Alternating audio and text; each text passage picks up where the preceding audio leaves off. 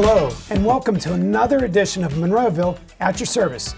I'm your Municipal Manager, Alex Graziani, back in studio today for the September 2025 edition of our show.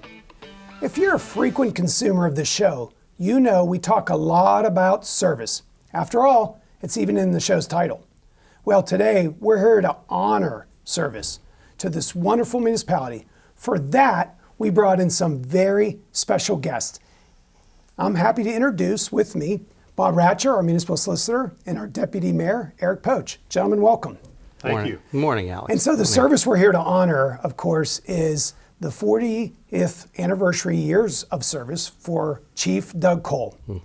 And it's kind of interesting because Eric, before I even started here, you and Doug said, we need you at, I think 7 a.m. in the morning, and we want to show you the municipality. And from that, I got introduced to how close you two are. And the three of you, I've come to realize, have kind of grown up together, first in the fire service. Yes. And then serving the municipality, from all the different roles you've had. So with that, who wants to go first? When you're the guy who probably knew him the longest. Older. Yeah, I'll start. I start the older time, and then I'll leave the better stories for legal review before we present them. To do that as well. Again, Doug and I have been friends since we're 15 years old. To do that, as fate would have it, both of us were not good enough basketball players to make the freshman team, so we ended up in a church league team. To do that. CYO. Yeah, right. And it actually was pretty. We were quite successful that year too, but we remained friends. And Doug is the one that got me really interested in the fire service and emergency medical services, as well.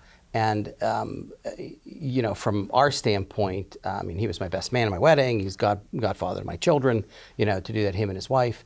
And so it's been many, many years of evolution and growth, that have happened. We've seen it all and done it all to the point where one day they were having an argument at his house on whether Doug had a particular child disease. I think it was like mumps or something like that or whatever too. And Doug's mom was still alive. And they said, ask Eric. They said, yes, he had it in the 7th grade, or something like that. We remembered what the problem was. So. Now, were you both did you meet at number 5? No. Or? Well, no, we met in the basketball team. Basketball to do team, that and then you went to? Yeah, then I started with them at number 5, and then I went eventually over to number 4 for a period of time, which then Doug, followed me over there a little bit later on with it. But, we always joked our things were parallel. He became an EMT, I became an EMT, became a paramedic, I became a paramedic. We were both involved in the fire service to do that. And then we both partnered and worked together early on in our career in Penn Hills. And that's where one of the most interesting things about Doug that to this day fits in there. I'm going to describe not only just in an emergency, but whenever you're talking about things with him. And that has been, whenever something happens, it's normal human nature to say, oh, there's the event. You recognize it. Then you say, okay, I'm going to respond this way. And then you act. More often than not, Doug goes straight to act. I have seen it more often than not. I thought about this when you spoke to me to talk about this interview, and I thought of a particular time where myself and another paramedic, we were like relaxed and okay, this guy wasn't high risk. He thought he was younger. He thought he was having some chest pain. Probably was in his 40s, and Doug came into the scene and said, "We got to go. We have to get moving now from this." What do you talk? We left on the stretcher. And the guy stopped breathing. He had already seen the problem ahead of time, and acted. And the same thing, we're here in council chambers. The same thing happened right here, one time when someone had an event. And again, I looked, recognized, got up, started moving, and Doug was already coming through the door with the AD in his hand. It was a successful outcome, from it too. But he had already acted from the moment he saw it. To do that too. And I think that's also been in his thinking, in his job now, to do that. It's always, and it takes a little energy to catch up. Yeah. Bob, I will agree with that too. Because we're talking about this and he's already, here to the solution or, their option, to do that or adding the other factors. And it's a unique characteristic, but all of that aside, there's a pretty clear line with Doug in the things that he does and why they do it and they don't do it. And the more I thought about it this morning and after we had talked, I thought, what this really has come from has been his family. It's in there. Yeah, absolutely. I mean, his dad is 95 and still out chasing a little white ball around a big green field with us sometimes. to do that. We call it He golf. lives in but Garden City. I mean, lives in so Garden still City, right- yeah, still yeah. right here in town to do that. And again, I grew up with his, his family. Second, I refer to his mom and dad. They did, and his mom and brothers and sisters, and went forward. And that was always very solid with that. And with his family now, with him and Darlene, absolutely solid. And Doug always had talked about, I think when they were started off as a family going to church and whatnot, I said, you got to have a baseline. You got to have a core set of what's going on, and that's probably never really changed in Doug. I mean, No, I think one of the things about Doug, I was thinking about last night. How would I describe him? And one of the ways I would describe him is he's high energy and high integrity. Yeah. He is a person of absolute integrity. And as a friend, a longtime friend of mine, that one of the roles that Doug serves, he probably doesn't even know it. He will keep you on the path. He sort of puts the guardrails down there. So like when you want to go do the thing that you really shouldn't do, as opposed to the thing that you should do, Doug's one of those guys, and I appreciate it. There are 2 or 3 people in my life who are friends or family that have been like those goalposts for me, or those guardrails, and they keep me on the right track, and he's one of them. Yeah, I can think of it like a compass, like a true north. Yeah, For the absolutely. chief, he has that kind of in him. Yes, he does. And he's, I always say that for every good deed you've heard about him doing in the community, and a lot of people will say, I had this situation and Chief Cole was there and he did this and he did that for me or whatever. For every one of those that you've heard, there's 25 more of them you never heard. He has an uncanny ability to be wherever something's happening. Oh, And I know he does leave the community once in a while, but when he's here, he always seems to be, if there's an event, he's the one of the first people there. drowning on the beach down in Virginia, that too. a tanker accident on the turnpike. I mean, he was at the police chief's convention one time Yeah. and rounded the corner, and somebody was in cardiac arrest in Orlando. It happened to him as well, and it's I think a little bit of that is that same we talk about in just human behavior. Normally, our awareness of things. We walk around, all of us, when we're in a safe space. You're at the place you work, your home, or whatever. You just kind of go through all of that. It's almost impossible to have your radar up all of the time. Not for Doug. Yeah, It is there. He senses, he listens. And I think that's helped him a number of years as a cop, too, finding where the problem was and just being half a step moving forward. Yeah. You know how the Mr. Rogers thing, they say if you're in trouble, they tell the kids, look for the helpers. Yeah. Doug's a helper. Yeah. So we talked about number 4, number 5. We're talking about the volunteer fire companies here in Monroeville, and of course we have 5 of them, even though there's a 6, 5, 3. Yeah, 2 went out of business in the 60s, yeah. And so forth. So, but he starts at 5. Were you the guy who gets him to come over to number 4? That had to. I think I was chief when that happened. Was I? Yeah, that's correct. Yeah, Yeah, but like- I mean, I also had come out at O2, and Yeah, we he- were all friends, and right. we were friends. So how did you end up at 5? Because you're not a Doug. Garden City and you're not on that side of the Yeah, municipality. right. No, yeah. To Okay. that, no, that's a whole other story for another time. When I walked in the door and I ran into this guy and these other guys that had gone to school with my sister. Oh, we know you, and I felt like at home, right away from that. And I think I encouraged Doug at the time when he, come in this direction, to. Of course, I mean, long time ago, number 5 was over on Stroshine, sort of out along the bank there where Miracle Well, Mile. they were all together at the Gravity Yeah. Fill at one Yeah. time, but that's Yeah. when they started too, and that's a whole nother, 70 some year, one of our other anniversaries that's happened, here in Monroeville this year for those three of those fire companies. So what intrigues me is emergency services. Obviously, you have the different branches, and whether it's the EMS and the ambulance or the fire and the police. Doug It's all of them. gravitated straight into the fire and found a love Sure. that Yes. is in him. Yes. But as you said, with the cardiac arrest situations, it sort of is by nature all of them. But he How does that work? also always wanted to be a police officer. I mean, his intention was when we started into particularly EMS at that time, there were very few full-time career, jobs and professions. We happened to have been in one of the 4 or 5 places in Allegheny County that had that. And Allegheny County around the country was one of the first to kind of have. Yeah, absolutely, and professional- a huge number of them over the years, services, to that, but not all of them career and full time and whatnot. So that was a good piece of it. It was also a division of a police department, but his intention, his education, is in law enforcement. It always has been. That was where that focus, of it was, because he thought, well, EMS is nice, but we didn't think we'd make. We didn't see in those days that it was going to be the kind of career that some people can have in it now too. So he's always been interested in that piece of it. And there's another side of that as well, and that's been the training and things that he's done. I dragged him to be a rescue instructor, many years ago to take that piece of it, and he has since, in one of the things that he does in law enforcement education, technically it's through Homeland, to do that, is on protester devices and those skills apply to them as well. So the rescue piece of what we do, and again, a bad story, I almost got the poor guy killed, said, yeah, you're going to like this. So I asked him to come to a mountain rescue school with me in West Virginia. I said, sure, that'll be fun.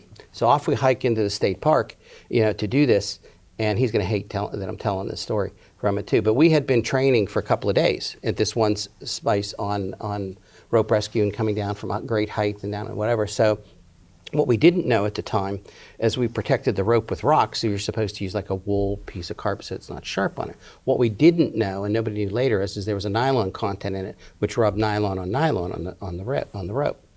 So we're finally going to do the last few evolutions, which is, we're doing a rope-to-rope rescue where one of us has to go down, tie off, be stuck, pretend that you're and the practice is you have to come down, secure yourself, and hook into him, and then you take both people down to further, to the end. And as Doug went over to be the victim, the first time he backed over, went over the edges, and disappeared. Boom. And I thought, oh no, what the? And I went. And I just paused for a second, and I looked over to the end of the cliff that we were on, and the outside of the rope had failed, but the inside held, which is supposed to, but it had all bundled up like a bad sock. And I thought, I guess we got to do this for real, right? So over I go for it. The instructors are horrified from all of this, and we get down there. So the next question was, how do I get them out of this? I'm like, we're hooked together and went through the right procedure. We're not that high off of the ground when this happened. It was in a training. It was only, by the time he had stopped, it was only about 10 or 15 feet from the bottom. And I looked at him and I said, do you really trust me now? As I took out my knife and cut the rope, to do that. And he went, I hope so. He was completely calm, not a moment out of him. But I dragged the poor guy into that and almost got him killed. I think one of the reasons that Doug gravitated to law enforcement, and I've joked about this with him for years, is that, I always used to say, Doug, you see the world as black and white, good and bad. That's just the way it is. And that's the way police work is in many cases. Of course, I've tried to convince him over the years. I said, there's a lot more gray. You need to see more gray in the world. And we always joke about that. And he has, over time, seen more gray. But I think that's one of the things that appealed to him as a human being, was the way he viewed the world and this good versus bad. And so it was a natural place for somebody with his personality to wind up. Yeah, and so here we are, we're recognizing 40 years of service, and just by nature of police work, it generally doesn't go that long. We allow for early retirement, and we've incentivized, because it's kind of a younger person sport. Oh, chasing a doubt. bad guys and doing wrestling and all the stuff they do. It isn't uncommon. And Doug saw it over his career, people to have 25 years of service in and retire. So here he is, 15 years beyond that, still serving. And sometimes I've kidded myself, and to others, what was he like when he was 12? If he has this much energy now, his poor mom and his junior high teachers must have just had their hands full with all of that passion. I will say this too, as well, when you guys mentioned training, he is always educating. Mm-hmm. Like, he never just tells me something. He gives me an information of the things, whether we have to make a decision or do whatever, but he gives me instructions along the way. So I feel better informed about all of it. I mean, he's just I don't know what it is about him, but he's always an instructor mode. His enthusiasm is unbounded. I mean, it's just out there, and it's been that way as long as I've known him. And like I say, we're somewhere around 50 years that we've been friends, and I've known him. And He's just always been that way, and it is surprising to me that he continues to be that way after all these years. Oh yeah. I was going to. That's absolutely true. Is in fact our most recent conversation. Even yesterday, we were discussing the next technology. We talked about drones and data and how computers fit into this, and do we have enough capacity, and how we move forward, because how it's enhancing the safety of the officers and people in play. This is not like a guy that's phoning it in. Well, and what I like about him in the technology space is he doesn't have to have it all inside and out to be able to promote it or to get you excited about it. He has a big picture vision, and he kind of understands the way it's going to work when it gets implemented, and then he sells you on it, again, explaining along the way. But police works hard. You have to be part psychologist, psychiatrist. You have to be able to hand combat. You have to be an expert on the law, be a lawyer. You got to understand all kinds of things. And then IT to boot, right? You got a lot of technology you got to work with. And Doug, he doesn't know it all, but he knows enough, and he understands the way it works together. So again, back to that, of the value I get, is he's always kind of teaching me something from that, and then gets excited. He has a good vision for where Monroeville needs to go. And the people, and also the other part of it is the personnel. What has been interesting is, I think Doug's been able to recognize the change in the generational views and backgrounds of the individuals that come in here. It's different when you're 30 and you're managing somebody that's 20. You're close generationally. When you're 40 and you're managing somebody that's 20, you start to think, "Come on, kid, I'll show you what to do." And then when you're 50 and there's folks that are 20, you're going, "Are you not paying attention to me?" That doesn't happen here. He tries to talk to all of those guys and listen to them and accept that there are different views, that maybe, I don't know how to phrase that correctly, in terms of the generational folks that we're dealing with. We talk about that now, and hey, we're managing people in an environment where law enforcement may or may not be as favorable and viewed as when we were younger. It was that big hat, tie, looking guy that everybody said, oh, the community looked up to. And now there's, questions about it. It certainly is more dangerous. There's no question about it. And we've had that experience here in the community in the last couple of years that's ongoing, and been able to evolve to that, but still be able to communicate with all of the different groups and people, their motivations and their understanding, to do that. I think whenever Doug started in this, he was at the tail, the tail end. The people that were then managers and supervisors had predominantly military experience from Vietnam. And he's lived through this now that we're back. We're recruiting a lot of officers and people that come here that have a different military experience from the war on terror, from having been in Afghanistan and Iraq, and to see all of that different capabilities, and still be able to understand that. Yeah. That's a different view, and that's probably. Well, again, that's what makes him able to lead relevantly, within the team. Now, you guys have both known him for over 50 years.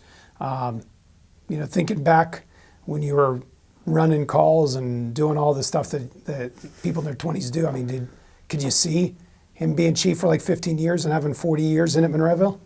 Oh yeah. Oh yeah. Yeah. You could see it in him. He had from the beginning. He had they talk about leaders and people that assume leadership, whether they have the leadership mantle or not. And I think Doug's one of those guys, and he always he was always enthusiastic about it, and I think that's what led him into those positions. The enthusiasm is just the overriding thing, and to see him at his age now, with as much time as he's been a police officer and a police chief, to still have that enthusiasm, and he still has the enthusiasm for all the emergency services. Mm-hmm. The medical stuff and the fire stuff. Yeah, you mentioned about the stories that people don't know. There's a lot of hats that Doug wears. He wears well. It goes back to that energy level, that enthusiasm. But I loved how you guys both responded. It's we could kind of see this. Even when we were in our 20s, it wouldn't be hard to imagine. 40 years of service, it may be 50 years of service. The cool thing about Doug is he's serving is probably as much attention, with as much dedication, as much skill as he did 10, 20 years ago. But he's also realistic, and you know, sometimes people you see it in professional athletes, and you know, they seem to hold on past their prime, and that's not Doug. And I have a sense, you know, whatever numbers that years that is, it's going to be the right time. Right. You know, we don't know what that is, but he's giving this municipality of Monroeville his all, and I'm proud to serve with him because I'm just trying to sponge it in. You know, he knows so much history, and he's got that integrity that you mentioned, the guide rails, that north compass direction. Yes. That's really beneficial. One of the other police chiefs in the county, and Doug may or may not be at the moment the longest serving chief in Allegheny County. I believe he is, but one of the other chiefs, and me around too, said, who's a friend of ours, you know, knows all I tell you, he said, what strikes him about Doug when they're together with all of the other chiefs is they defer to him, not because of seniority, but because of his view. So his thoughts are in there. And I realized this, and I grabbed my jacket today, we had a flag here that we had from the Secret Service they gave to all of us here in Monroeville too, a couple of meetings back stuff. But when recently we had a vice presidential visit, you know, that was ongoing, that like they called on Thursday and said, we're going to be there Saturday. Yeah. And that came in at the convention center. And when we talked to the Secret Service, and after the, you know, rough year or so that they've had, they both, the supervising special agent and the agent in charge of the detail, said they've never seen that kind of cooperation or things pulled together so quickly. And part of it was the ethos that Doug brings to that, you know, interaction with other agencies, people to do that. His membership in the Joint Terrorism Task Force for a number of years, which is, you know, it's a security clearance, high level, you know, regional meeting that FBI and Justice hold for things, and he's been part of that as that local representative and can say, well, you know, and can add, you know, the detail to what that scope is. And a few years back, we also had the G7 here, and the folks that ran the G7, when they brought in outside cut teams, and these are the teams for the protesters and to handle the protesters, you know, appropriately and without harm, but, you know, move everybody back from the problem to do that. Although this was predominantly put on the city and the state police, they gave Doug command of all of the other outside agencies. They said, no, he's going to work for him, you know, to do that. And there was a lot of activity and things that went on there. So his regard also expands past us here in Monroeville, you know, to do that. And that was quite an operation, you know, for us all to be involved with. And even this most recent, you know, vice presidential visit that happened, was something that was pulled together and happened, not just the assets that we had here. You know, we went from here to the airport and back again, you know, to do that. So they couldn't be more grateful. Well, I'm grateful that the two of you guys have taken some time to talk a little bit about Doug, and we could do a long time talking about the things. Any last words as you think about your time serving? Yeah, I would just say this about Doug. You would have to go long and far to find a couple of people who did not like Doug Cole. Mm-hmm. And you run into people all over the community and other communities in the region and whatever, and everybody seems to know who he is and everybody sees him in a positive light. And there are very few people that can say that, honestly. And it's hard to do as police chief because you always are kind of, sometimes it's a bad part of someone's day. I've even seen situations where there's been people that he's arrested and put in jail, and they're like, oh, Doug, how you doing? That was absolutely the case. I had somebody's mother once stand here and say, you know, I know Chief Cole. I thought, uh-oh, this isn't going to be good. You know, they complained, he arrested my son. Uh-oh, I thought this is going to be, I said, but he deserved it. And I'm glad that it was the chief that, you know, to do that. But, you know, in closing, and I can say to everybody out there, we all in Monroeville, we've been really lucky, you know, to do that. But it may appear to just been luck to have Doug available, but it was a lot of hard work and dedication. And the fact that he's a Monroeville guy. I mean, it's his home, and he takes it to heart to do that too. And it shows pretty much every day. Yeah, and we're excited about the most recent accomplishments, the K-9, the accreditation. Sometimes when I hear Doug, I think the best is yet to come even, as he starts to talk about the real-time crime center, the use of technology and to do things. So thank you guys for being here today Thank and you. sharing a little bit. Appreciate it. I'm excited to see how this all comes together with Doug celebrating 40 years of service here in Monroeville. Seems like it was yesterday. Indeed, it does. Yeah. Yes. Thanks, Alex. Appreciate Have a it. good Thanks, one. Alex.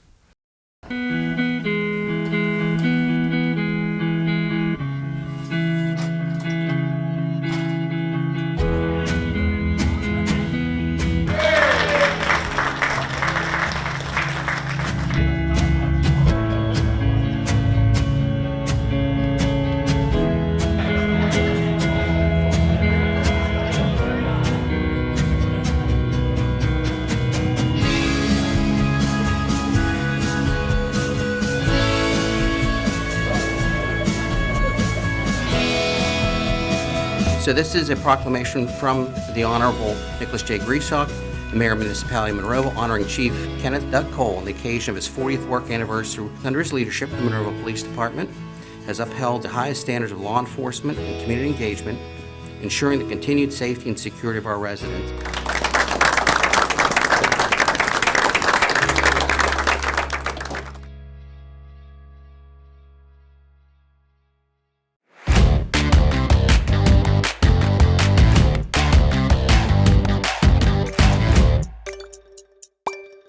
One of the words that we emphasize in our mission, vision, and values in Desired Outcomes is the word community. And I've really been able to see from a great perspective how community works. And for us to welcome our community, celebrate our community, and most importantly, serve our community, we have to have that internally here at the municipal building and our different complexes here that serve the community. And I see that. This summer has been amazing. From Fun Fest to the National Night Out and the various different events we had at camps, I get to see the community of the departments coming together to serve one another. From the Public Works road crew helping to build things and make them better at the park, to Fun Fest and see the interaction of the administration working to serve with the library, to National Night Out, where Parks and Recreation is working with the police department to put together an event. So what I see is that community exists here among the municipal employees of Monroeville, and it becomes the natural for them to serve the outside community. So I'm very proud of that, and I think that's something to celebrate. This month, the whole edition, part of it has been for Monroeville at Your Service, celebrating the career of Doug Cole, which we think may have many more years to go. Doug's got that kind of energy and that kind of vision. And he's a community guy. He's a guy who, as a young kid, as a teenager, volunteered to serve his community in the fire service. And he served through emergency medical services. He served as a police officer through the different patrol, detective, leadership roles, assistant chief, and he continues to serve to this day his community because that's where he's from. He's from Monroeville, and he is one example of what I see throughout all of the departments coming together to serve one another. So I just want to thank you today for being a part of this show and watching today's show. As always, you can catch us on YouTube or cable TV channels, and make sure you stop in next month to see Monroeville at Your Service. And as always, be well and stay safe. Thank you.